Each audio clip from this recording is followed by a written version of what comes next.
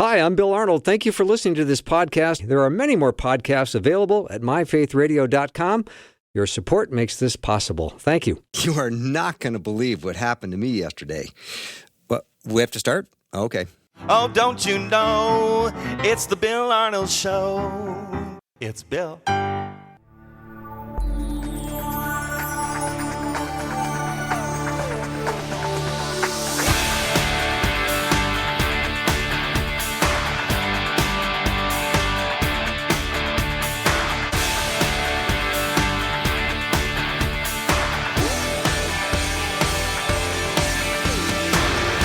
And a warm welcome to the Bill Arnold Show. Let me set the table for what's going to happen today. I'm going to have J. Warner Wallace joining me in just a couple of minutes. And as always, he is just one of my favorite guests. He's a Dateline featured cold case homicide detective. He's retired now, but he used his detective skills investigating the claims of the New Testament and became a believer at 35. He's written, 7, 10 books. I've lost count. They're all great. I have them all in my library. He's also a senior fellow at the Colson Center for Christian Worldview and an adjunct professor at the Talbot School of Theology at Biola. I'm always really glad when he continually says yes to come on the show because I know his demands. I know how many people are trying to get his time, and the fact that he is generous and kind and gracious enough to come on the show just makes Wyatt and I very happy. Jim, welcome. Hey, thanks for having me. I'm glad to be here. It's a kind of a we were just talking about how it's a trying time for everybody right now, and it's kind of an anxious time. So glad to join you. Yeah, I appreciate that. And just with your experience and your background in law enforcement, I just have a couple of questions because I've been thinking about this a lot. And we all know that there is a lot going on in the news right now. And I don't really want to talk about this so much from a news standpoint or a political standpoint. But I would love to talk about what's going on right now in relation to the Christian perspective. Now, let me just ask you this. As a former law enforcement officer, I would think that if anyone is ever resisting arrest, you take that as a fairly serious safety issue, don't you? Yeah. So it's almost impossible to talk about this because if we become so polarized, and I always wonder, would this have been possible 15 years ago? No. Sure. I mean, clearly we would have been, divided on certain issues. Of course, we always are going to be if we're humans. But I wonder if this kind of extreme polarization, like in our culture, we had this ethos. It may have just been the kind of loose memory of Christianity that you wouldn't say certain things to each other. We wouldn't show that side of ourselves to each other. But I think we've now conditioned ourselves with social media, where we've been able to anonymously just kind of say the darkest things of our soul to each other and not feel like we have to do it face to face. That now when we do come face to face, it just comes right out. It's just there's no filter anymore. There's no civility. The idea that civility is now portrayed as a weakness, as something you're not committed to your cause unless you're willing to say the most vile things in favor of your cause on both sides. And I see this all the time.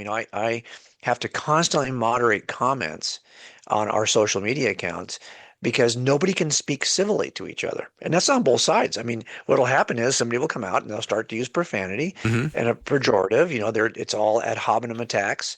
And then the other person cannot retain their character. So I see it from both sides back and forth. So finally I'm like, no, this is not the place. I'm just not going to tolerate it. I'm just not going to. We cannot advance these things, and often we do this. I'll tell you what. The other thing that social media has done.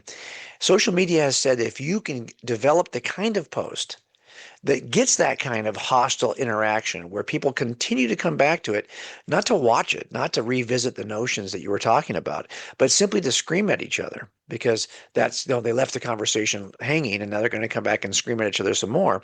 That increases the algorithm. So if you're somebody who wants a big platform, you want the kind of posts that you'll never moderate anything because it turns out that unmoderated anger is what makes you popular. Mm-hmm.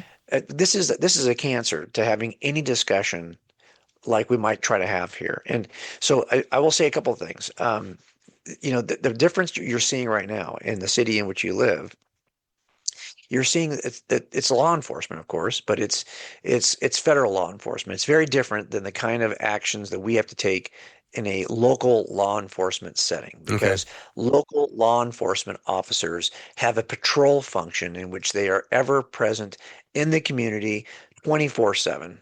They don't come in and make a strike. They don't come in and do a search warrant and get out again. Of course, we do search warrants, but we have a presence, a patrol division that puts us in the community all the time. You've got a beat. You work that beat. You're constantly driving in your beat. You're ever present. You have a completely different set of duties than this. This is a very different thing. But there are some places where there are clear overlaps, right? Because any use of force. So why would any officer ever be allowed to use force? Okay. They're biblical reasons. They're the same reasons that are in the Old Testament. One, you have the right to defend your own life. So you can use whatever force is necessary, up to and including deadly force, to stop someone from taking your own life, taking your life. So it's self-defense. Hmm. That's not considered murder. That is a justified homicide. It's a biblically justified homicide. It's also in every state in the union, it is a legally justified homicide because you were protecting your own life. That's number one. Two, you can actually take the life. You can use whatever force is necessary, up to and including deadly force, to stop someone from taking the life of an innocent. So if you've got someone on a schoolyard who's shooting kids, you can use whatever force is necessary to stop the next murder.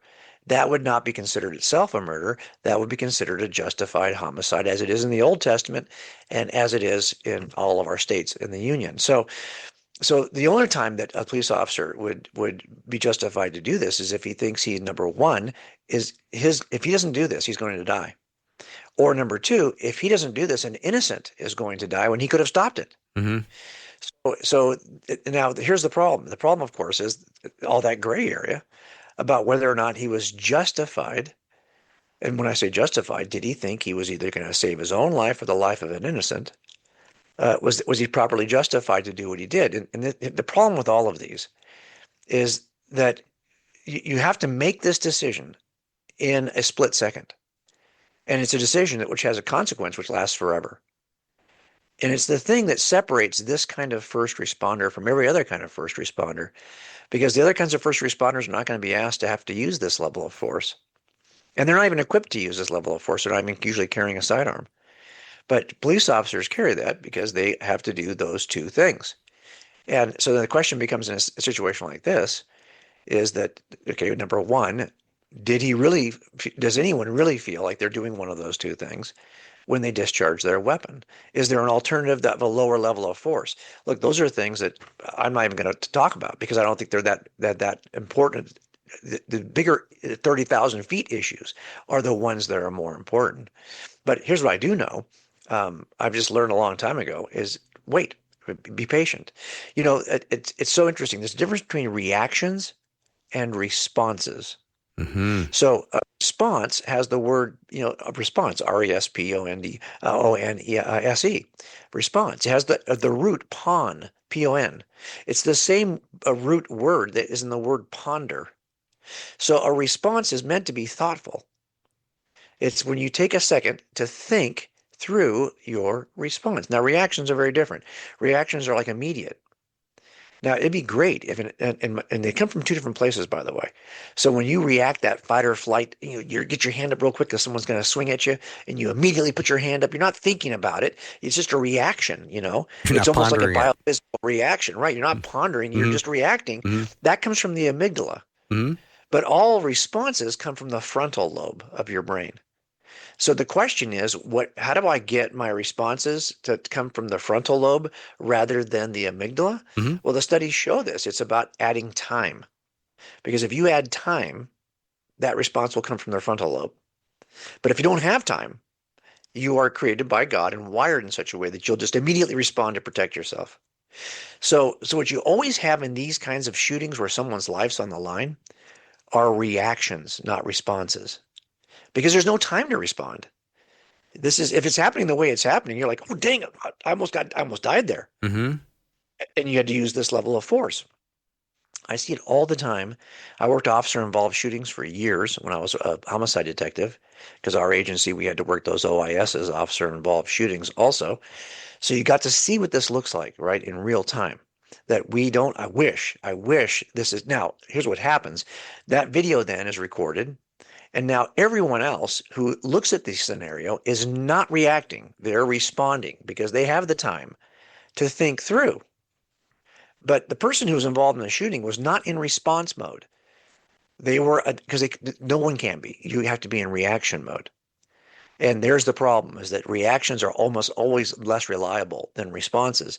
We tell people in marriage resiliency that, hey, if you can move your conversations from just reacting to one another to actually responding to one another, you'll see your conversations go a lot better. Well, this is also true in any kind of use of force. But the problem is that doesn't really happen that way. You can't slow it down. It's happening in real time. Now, so the only question is here is, did the officer sense in that split second reaction, did the officer sense that one of those two conditions was happening? He was going to die, or an innocent was going to die? And in the end, it's going to come down to that issue, however this comes out in the end. Jay Warner Wallace is my guest. And Jim, so when you dealt with cases in your career of people, officers who were involved in shootings, did you speak with them directly? Did you review the case? What kind of committee was involved in processing these events? Well, it's changing over time, right? This is a moving kind of target because the kind of litigious nature of our culture is going to force certain kinds of changes. So every agency, and remember, this is why I'm talking about local law enforcement. The issues that are facing local law enforcement is different than they're different issues than that are facing federal agencies. And I've always advocated we want local law enforcement agencies to be patrolling our cities. You do not want federalization of law enforcement. I hear this all the time. Well, then we could kind of put guidelines in place that would apply to every local agency. But what you want are local people who live in your neighborhoods, who grew up in your city, who are then going to be policing your city to the degree you can get it. And that's because they understand the ethos, they understand the people, they also are more likely to be accountable to their communities. There's lots of reasons why you want local, and this is why when the Constitution was written, 10th Amendment, the idea here is that we want to have that kind of police work done at the local level, not federally. Okay. Mm-hmm. Now, so this changes depending on the agency. Now, our agency, when we were doing it, we would have a team of detectives who would come in and work the officer-involved shooting. We would then have the district attorney's office review everything that we're doing to see was he justified or she justified in taking that level of force. And it doesn't always mean, by the way, we would do these in shootings, whether they were hits or misses, or whether they were fatal or they were injuries. Anytime a weapon is discharged in the direction of a citizen, you're going to do this kind of an investigation. So you would do it for all of those. And yeah, you're going to end up interviewing the officers. It's really a hard scenario to do. I'll tell you why, because you have to immediately separate the officers. You want their truest recollection of what happened that's been untainted by any contact with anyone else. Because if it's something that's legitimate, it'll survive, no problem. If it's not legitimate, you want to make sure you do not do anything that would help them get away with a lie.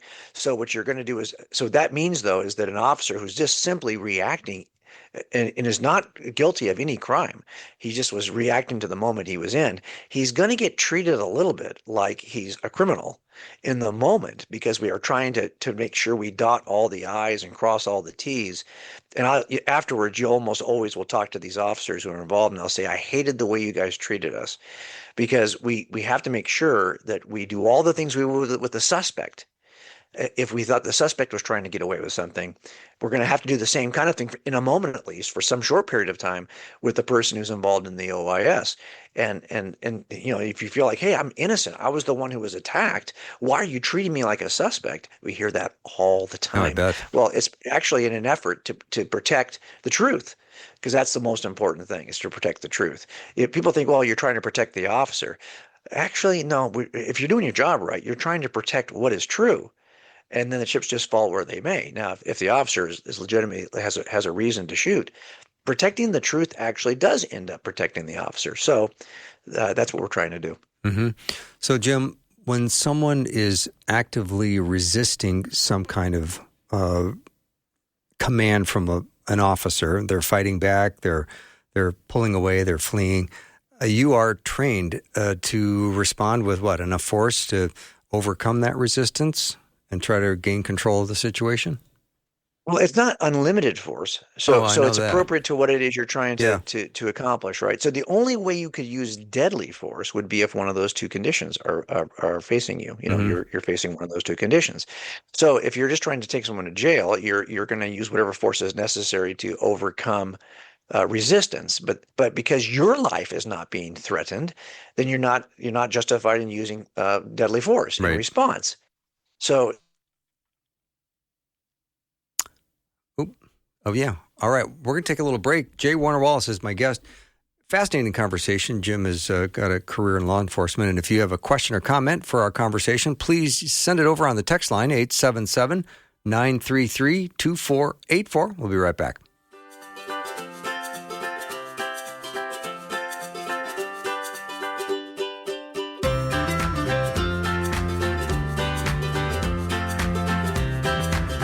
You might be the kind of person that goes to Paris and still listens to Faith Radio on the app. And I'm thinking of a particular couple from northern Minnesota. Or you might be more like the person that just goes into the next room in your apartment and listens. Well, the good news is using the app is just as easy in both places. Downloading the free app is crazy easy. Just text the word app to 877-933-2484 and then click the link. And if you happen to be in Paris, there is a coffee shop, but you should see the prices of biscotti. They have gone through the roof. I recommend avoiding it.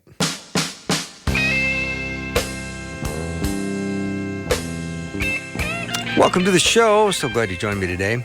Jay Warner Wallace is my guest. We are having a little bit of technical difficulty, so we're going to get Jim back on the line as soon as we can.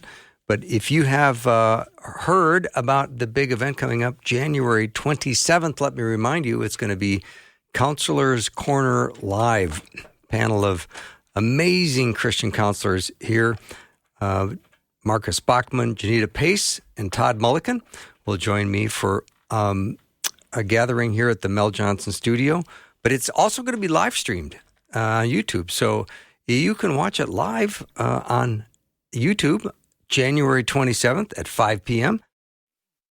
And if you want to get more information, you can also go to myfaithradio.com and check it out. And also, if you are just coming into Faith Radio and you're just kicking the tires and you like our station and you like all the programming on it, we want to get to know you a little bit better, you can request a welcome package. You can text the word welcome to 877-933-2484, and we'll send you out a welcome package. All right, I think we got him back on. Jim, welcome back to the show. yeah, you know what? I'm so sorry. I don't know why we're having a connection problem today, and luckily we've got it back together again. So I'm going to be very still here and hope it's not my end. Well, I hope it's your end. I hope you're the reason why this is happening, Bill. Not me. You dropped out right at the time we take a break, so it actually worked out okay. Perfect. Yeah. So I just appreciate your perspective on this, of course. And I always think when it comes to law enforcement, then Wyatt will agree with me that compliance is always the safest path. Even if you believe you're being detained or arrested for a wrong reason, you can figure that out in court, not on the street. Yeah, well, that's okay. So it's a couple. So let me just, if I can drag you along and make Please a do. shift here for a second. Yeah. So there was a really interesting article that came out from the National Policing Institute at the end of the year, like the last week of December, and what it was talking about were these 6 trends that are occurring right now in local law enforcement, and a lot of them apply to what is happening in your city. So I think that and these are realities. This is what's happening in the culture. This is what every cop is going to deal with, what every community is going to deal with, and how we respond is the big issue. And you're getting a litmus test for this right now in your own city. I'd say the first thing they talk about, which I think is really big, is that we are in the midst of this workforce hiring crisis. Right? Since COVID, since George Floyd, especially probably in your city. I'd love to know what the statistics are in Minneapolis, just a bit relative to how easy or how difficult it is to hire police officers. I know that nationally, it's a mess. It's not just that we have this shrinking applicant pool, which we do, that the number of people who are applying are that number is shrinking. But it's not just that. We're losing experience. Experienced officers are leaving. And like, for example, if you were within a couple of years of retirement, or you might have stayed an extra 2 years, there's a good chance now that you're out. You're not even there anymore. Why take the grief? So we are not just having a hard time hiring. We are becoming less and less experienced agencies because the people who are experienced want out. No, interesting. And they often feel burned out. So the question then becomes, like, how do we respond then? Well, I'll tell you that I don't know that there's that many. I'd love to know what the statistics are related to culture in terms of officers. I would suspect that there are far fewer Christians in the ranks of law enforcement than there are Christians in the country, like as far as percentage of population. My suspicion is that it's far less for police officers, although I don't think there's any really great data on this. But I think there's like this rich kind of history of Christian pacifism that makes a lot of people not want to join law enforcement, or they think of the best ministry opportunity they would have would probably be in the pastorate, not in law enforcement, although Romans 13 calls what we do ministry. The same word that's used for ministers in the New Testament is used for those who are exercising authority, like police officers in Romans 13. But I don't think most people, if you had a choice between those two, why would you become a cop? Right now, especially. So I think we have to kind of ask ourselves this question. Are we helping officers with the heart issues, right? Because a lot of it is, if my identity is in Christ and I'm serving as a police officer, then I'm less likely to be shaken by public approval or disapproval, right? Because, or even if it's a commendation from your department, I know that I have to put my resiliency and my identity in Christ, not in my identity in my agency or my status in the community. In other words, my identity cannot be locked into my job if I'm a Christian. And that means that I'm less likely to be shaken. And I can see this as an act of service, not to my community as much as it is to my God. So I think that part of the reason why we're seeing this is because we don't hold a Christian worldview. I remember my chief years ago wanted to hire, and he wanted to do advertising to increase our hiring. The advertising all came out like, yeah, we pay well, you can get good days off, we got great benefits. And I thought, wow, we're taking the entirely wrong approach. We aren't reaching the people who would see this as a calling, that would even be willing to do it for less money, because they see it as a calling. That would be willing to do it for even if they suffered criticism, because they saw it as a calling. So I think we have to kind of move and help young officers when they come on the job see this as a calling. That's really an important distinction, Jim, because I really see it that way too. Who else would want to go do that job and to put their life on the line every day? No, you're absolutely right. I mean, this is why, if it's not a calling, if you don't feel like this is ministry, then, but here's the problem: if you're not coming at it from a Christian worldview, of course you don't see it as ministry.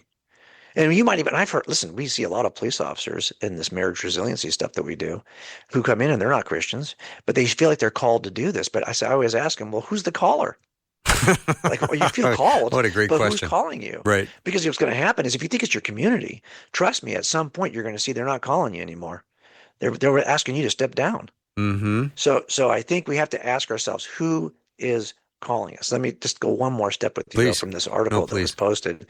We are going to be asked to come in now and do more kind of like homeland security stuff. And that we're seeing that already. Don't forget, we have the 25th anniversary of 9/11. Wow. You see these pressing threats right now that are being reported from all different, everything from like foreign terrorism to domestic kind of rioting, whatever it may be, right? You're going to see a bunch of stuff, and we're going to be asked as local law enforcement to do more. And this is going to be in an area that where we're not trained. Like that's stuff that is usually not part of our regular patrol duty. And we're going to have to do it in between all the calls for regular service that we're going to get.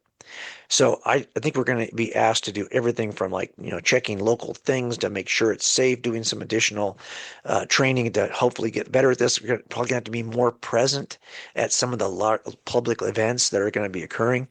And I think we that's another place where it's easy to say, oh, just train more. Just go out and we can figure this out from an organizational perspective. I think it's actually far more spiritual than anyone wants to admit. Because here's what happens. When you get tapped out, when you get overtaxed, the temptation to cut corners is huge. And the reality of cynicism and pessimism, it's just inevitable. I'm tapped out. You're asking too much. But here we are as Christians asked to do the opposite. Like we're supposed to be able to endure. As a matter of fact, even see hardship as a badge of honor that God gives us because we are doing something that why it's not for the community as much as it is for him. So this idea of a divine calling, here it is again. If you're going to be asked to do way more than you were ever asked to do before, well, then the question becomes, well, you're going to ask us to empty all the gas from our tank. So tell me, how are you putting the gas back in? What spiritual gas are you going to put in our tanks so that we can endure this kind of thing going forward? And this is a very different kind of job. The first responders are often thought of as what? Fire, police, medical, EMS. But none of those other first responder jobs will ever have to discharge a weapon to protect themselves. Mm-hmm. And that's what you're going to be asking us to do. And that's going to require a strong foundation in something bigger than yourself. Jim, when you went into law enforcement, you were an atheist. And what was your calling because your dad was in law enforcement? I had the most selfish reason of anyone to join law enforcement. What was it? Well, my parents divorced when I was 3. So my dad, second marriage, he raised 6 kids in a second marriage. And I was an artist. I had a bachelor's degree in fine art.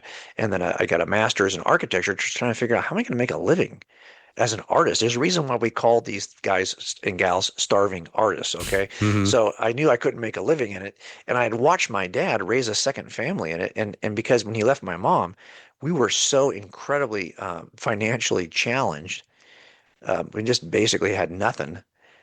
I was the only child raised by my mom, who's a hairdresser, and we barely made ends meet. And I just thought, I don't want to be poor my whole life. And I thought I'd like to. My dad seemed like he raised a second family with this. So at 27, I selfishly said, okay, I'm not even sure I'm shaped for this, but I know that we could probably survive financially. And I'm just not a risk taker because sometimes when you're raised that way, you're like, you've got no net. I'm tired of having no net. Civil service sounded like it was probably something that would be attractive to me. So for very selfish reasons, just wanting to make ends meet, I came on the job. Now, God knows everything from the beginning to the end. And all those years of art school and training ended up being the very thing that we used to make these cases visual in front of juries. And I think probably 90% of our success in those cold cases was simply making the case visual. And if I hadn't had all those years pushing a pencil, pushing a paintbrush, whatever it may be, I don't think I would have been able to make those things as visual as we made them. So there was probably a benefit in that training. But at the time, it was just selfish. I just wanted to make a living. Well, did you go to ask Dad, what do you think about me getting into law enforcement? Yeah, I think he thought, well, I think he knew I could do it academically. Yeah. But I'm sure he didn't think I was, and I was exercising, lifting, so the physical aspect of it. But I don't think he probably thought I had the heart for it, okay, the toughness for it. But what happens is the job changes you, for better or worse, whether you like it or not. So here's what happens. You go in, you're just an average person like anybody else. It's not like the job is hiring these monsters. But what happens is you're in the job for 10 years and you see so much stuff that it starts to turn you sideways. For a lot of people, it makes them bitter, cynical, don't trust anybody, have no patience for anything. That's not how we started.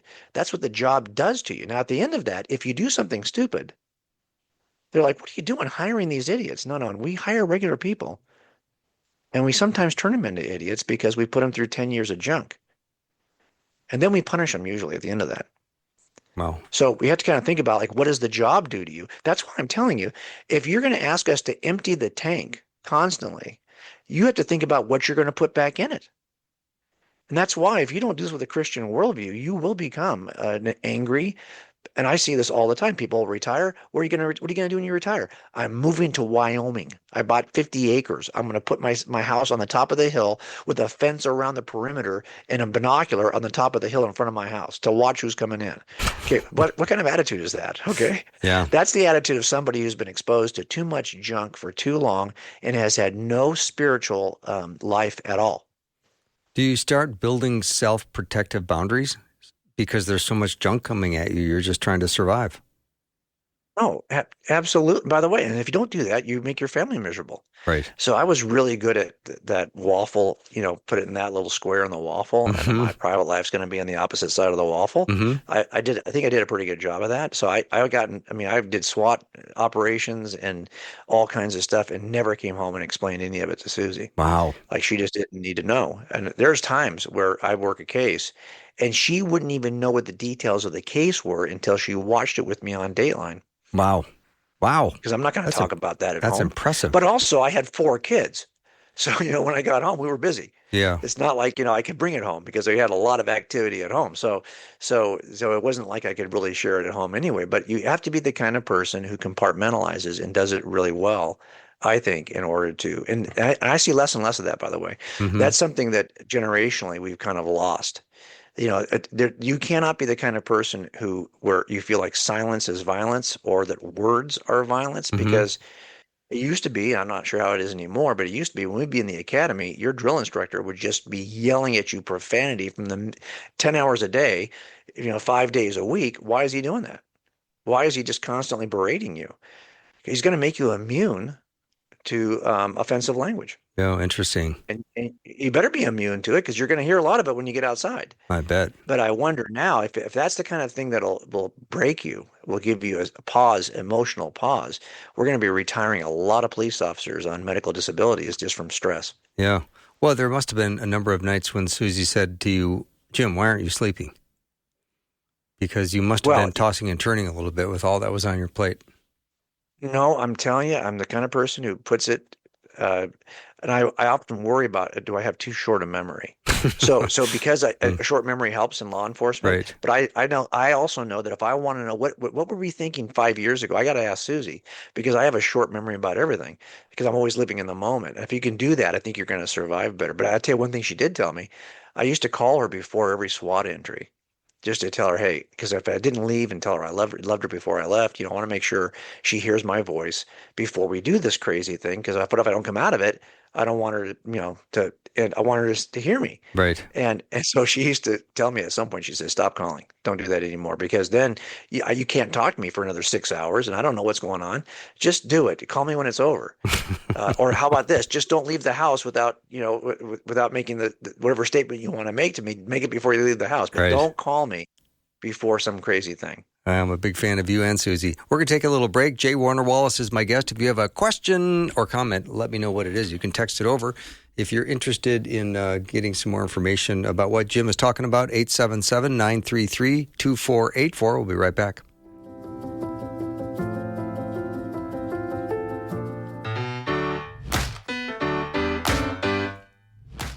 Welcome to the show. Jay Warner Wallace is my guest. You can learn more about him at coldcasechristianity.com. Again, that's coldcasechristianity.com. Jim, I got a comment.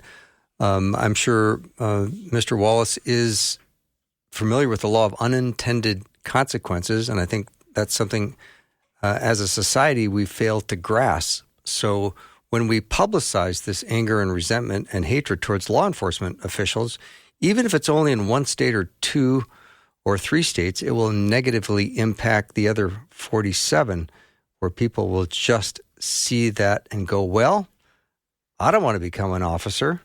And so that's going to be that unintended consequences, which then, as you guys touched on, results in a low applicant pool. Yeah, no doubt about it. And you see this when you serve the national law enforcement community, right? When we're doing marriage resiliency, this is open to anyone around the country who is struggling after a critical incident and they want to come up and try to kind of recover their marriage.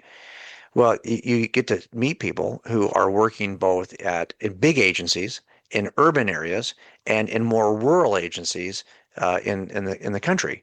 And so you see this the difference is really striking.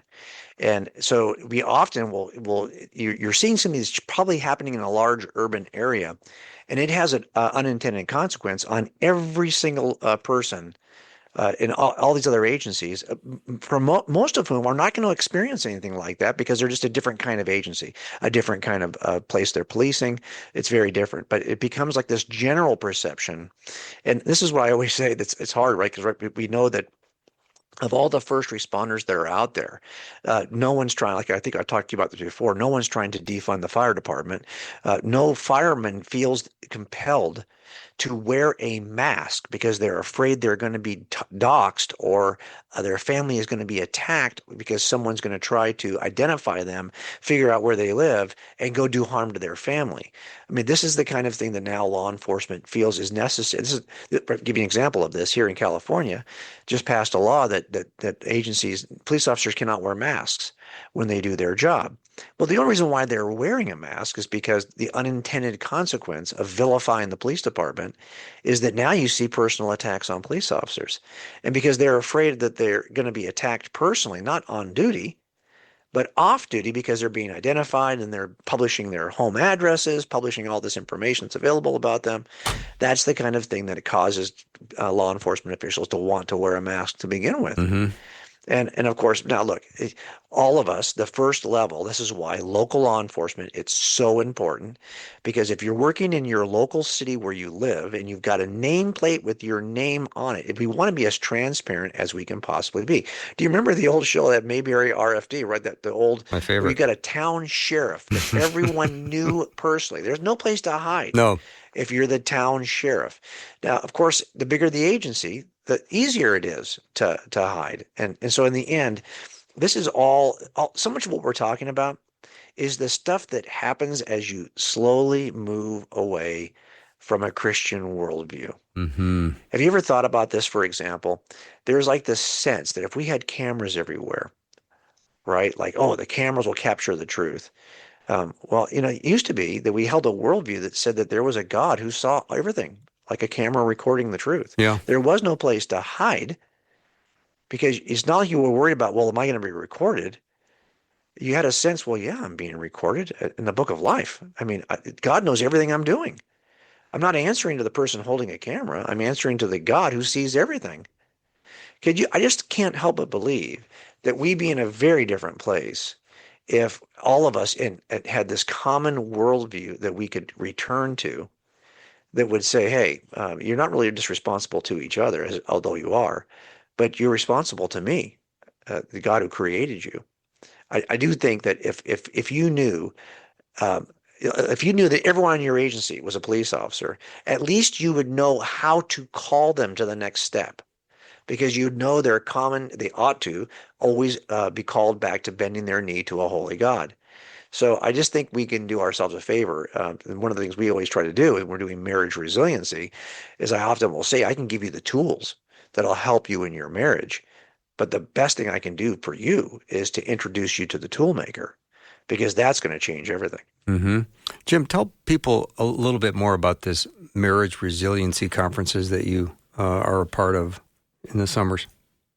Well, it's through both Billy Graham Association and Samaritan's Purse. So Samaritan's Purse has got properties in Alaska that they use, for example, to Operation Heal Our Patriots, which is marriage resiliency for veterans, wounded veterans, a different program. So what we started to do is they asked for me to get involved a little bit, because BGA, Billy Graham Evangelistic Association, has a huge heart for the people who are kind of in the bullseye, wherever that might be. So if you're a fireman, a police officer, if you're in EMS, if you're an emergency room nurse, these are the kinds of people they know their tanks are being emptied and they want to refill them. So they have a heart to do this. And when they started doing it with law enforcement, I just happened to be serving in the Operation Heal Our Patriots side for wounded veterans. And so I got kind of drawn into doing this marriage resiliency, and now we do it 6 weeks a year. And so if you are listening to this on the national level, we always are looking for people who are coming out of agencies where they really feel like they have no support. And so although we get people who come out of small agencies with huge Christian base who have huge support, because there are places like that in the country, we really are looking for the people who are struggling because they've got no support and they don't even know Jesus, and no one they know in their small sphere of influence knows Jesus. Those are the people that we think that we can introduce to the toolmaker and see a huge change in their life. That's And by beautiful. the way, you can learn more about this. I've got a website, thethinbluelife.com, Okay. thethinbluelife.com, and you'll see the top banner is for the Billy Graham Association Marriage Resiliency Retreat. Nice. All right, Jim, here's another question that came in. My son-in-law is a detective on the Metropolitan Police Force. His life has been threatened too many times to count. Would you please ask Jim to speak to what a normal citizen can do to make their interaction with the police as safe and simple as possible for everyone involved? Well, there's some kind of small things you can do and some big things you can do, and some things are take more time than others. Of course, we want to be encouragers because that part of what happens is that a person who's discouraged operates differently every day than a person who's encouraged. Mm-hmm. So we want to have a sense that because we suspect that there's probably a silent majority out there that doesn't hate us, doesn't want us dead, but they're silent. So the first thing we have to do is flip the narrative. We have to not be the silent majority. We have to be the vocal majority. I think we are in the majority. I think most people, even people who are in neighborhoods that really are suffering under higher rates of crime, also want the police there, want the police to reduce crime. And so I think that we are actually more embraced than we think we are. But it's because that people are afraid to say that, especially in a climate where right now, if you were to say that, you could be targeted. I mean, even if you're simply just a supporter of law enforcement, you could be targeted. Mm-hmm. So I think it's a scary environment for a lot of people. But the first thing is we've got to move from being the silent majority who supports police to the more vocal majority that does, because that's going to encourage officers, and people who are encouraged, they simply behave differently. It doesn't mean they have bravado and they're now acting outlandishly, but it means they are suffering less mental distress, and they have also less physical somatic relationships to mental distress. So that would be the first thing. Second thing, I think we have to make a decision. Do we want patrol officers to do proactive police work? There's no patrol division in the fire department. We don't expect firemen to drive around looking for the next fire, but you expect police officers to drive around and actually reduce crime because of their very presence. But the problem, of course, with that is that police officers put themselves at risk. Now, at legal risk, because what if they do something that could be challenged, or they get a personnel complaint and now they've got a package full of personnel complaints because they're the most active, proactive police officer, and nobody likes to be pulled over, even to be asked, what are you doing out here at 2 a.m? Nobody likes that. So we have to ask ourselves as a society, do we want proactive? Because police officers will be more than happy to stay at the station until you call us, and then we'll just come out and take a report. Or do you want us out there looking for bad guys? Do you want us looking for bad guys? What do bad guys look like? Is that even something we can do? I mean, ask yourself this question. It's been assumed that they will be in patrol cars. What are we driving around doing? Are we just driving around so we'll be close to the call? There are enough substations. We'll be close to the call. No, you want us driving around because you want us to look and stop crime before it starts. Well, that's a risk. And if we don't support that risk, well, then we'd be better just to tell police officers, it's okay. Stay at the station like firemen. Just respond when you get a call. And then you can come out when we need you. Mm-hmm. And it won't be very often. And by the way, they'll pay us the same whether we are out there putting ourselves at risk or not. So why in the world will we put ourselves at risk? I think it's going to require communities to support proactive patrol officers, or decide we don't want that anymore. Mm-hmm. But to do this thing where we're like, yeah, we want you to put yourself at risk, but we won't support you when you make a mistake, because you're inevitably going to make a mistake. You're going to pull over somebody who's just doing something innocuous at 2 a.m., but you think, well, we've had a report of two guys stealing cars, and they were seen driving a white Toyota, and here's 2 guys in a white Toyota. Let's pull them over. What are you doing pulling us over? And now we've got videotape. Now we've got a confrontation, and this thing goes south. Are you going to support police officers who are going to be challenged by doing this kind of proactive work? That's the longer solution. That it's not as easy. But I think just first of all, being more vocal, that's the immediate thing we can do.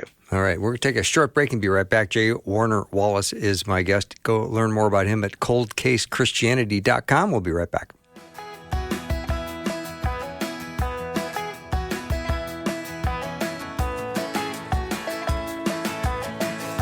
Hi, podcast listener. You know, I'm Bill Arnold, and my theme song says, "What's for dinner?" And like when I'm grilling, I'm paying really close attention. And I know that ideal second to get the food off the grill. Like all good and ideal timings in life, right now would be an ideal time to be a cheerful giver to Faith Radio. Give now to support this podcast so that more people in more places might come to saving faith in Jesus and grow in their relationship and become a fully devoted follower. Click the link in the show notes or give now at myfaithradio.com. My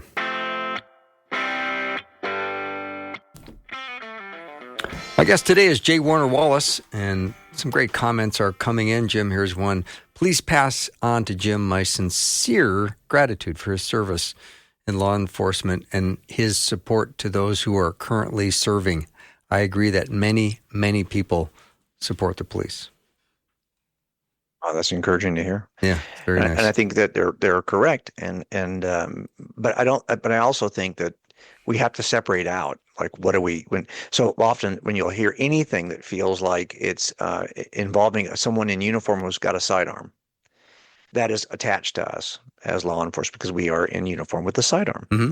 So I see all the time, whatever we're doing in the National Guard, whatever. I mean, there's so many different ways that people serve in uniform carrying a weapon that aren't local law enforcement officers. And there is a difference there. And I only have experience with local law enforcement. I never served in any of those other capacities. Mm-hmm. So. When you were in local law enforcement, did you ever have times when the federal government came in and did something in your state, in your city? Well, yeah. Well, so I worked in investigations most of my career, okay. right? And I worked homicides most of that time, all that time, really. So that's kind of my experience. Now, were there times where we wanted federal assistance? Yes. Okay. And so I always think it should come bottom up, not top down. It should come bottom up, not top down. So, for example, with Charlie Kirk, you saw the federal presence was there immediately. My personal opinion is let the locals handle it unless they ask you. Mm-hmm. Maybe they did. For all I know, they did. They said, please help us with this investigation. But most of the time, we always felt like, hey, we have enough staff. We have enough personnel. We don't need any help. We're good. We'll call you if we need you. Now, I have engaged federal law enforcement on several occasions because, like, you have a serial murder case where I got a guy who you're working a case in your city, but he's also killed somebody in Nevada. He's killed somebody in Northern California. So you need the federal agency to kind of come in and coordinate between all of these local municipalities. So that is very helpful. So when you have somebody, because it's not just you. It's not just your case. These serial killers, they'll be in 15 different jurisdictions. Sometimes these jurisdictions don't even know they've got one in a series. But there's a federal agent who's now in charge of the entire series who is working with all 15 municipalities to kind of put the case together. That's super helpful. But for us, it was always we want the request to be bottom up rather, not top down. Mm-hmm. Jim, do you think things will continue to get worse before they get better, or do you start to see a trend that's getting better or getting worse? Well, okay, so I always say it this way: the pendulum swings, right? So my dad was deployed to the Watts summer riots. Our agency was not a cause for those riots. We weren't directly involved, but we were close enough where we were asked to come and participate. So it was a tough time. I was during the Rodney King. My agency was not responsible for Rodney King, but we were close enough geographically. We got sucked into that mess. Then we have George Floyd. So every generation is going to have probably something like this. And when you're in it, you think, oh, it's the end of the world. You stop and think, though, no, actually, my dad had his, I had mine, my son has his. It's a pendulum that swings. But Here's the problem, Bill. The pendulum is sitting on a table that is starting to slant. So it's going to swing way out further to the edge because the table's slanted. Mm-hmm. It's a tilted table. And then when it swings back, it doesn't come back quite as far because the table is tilting. So because the table is tilting, we're gonna see this. We're gonna see, yes, the pendulum will still swing, but it'll swing in a more extreme in the direction of the tilt.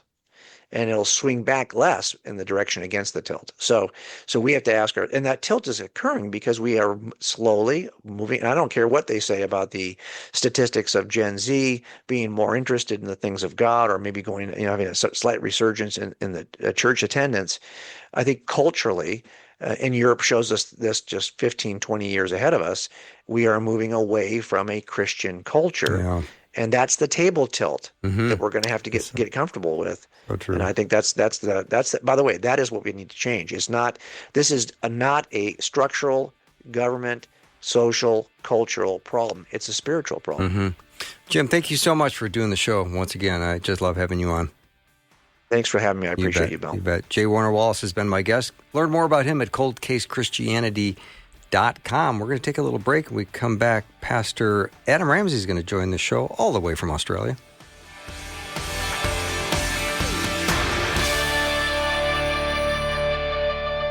Thanks for listening. Programming like this is made available through your support. Information available at myfaithradio.com.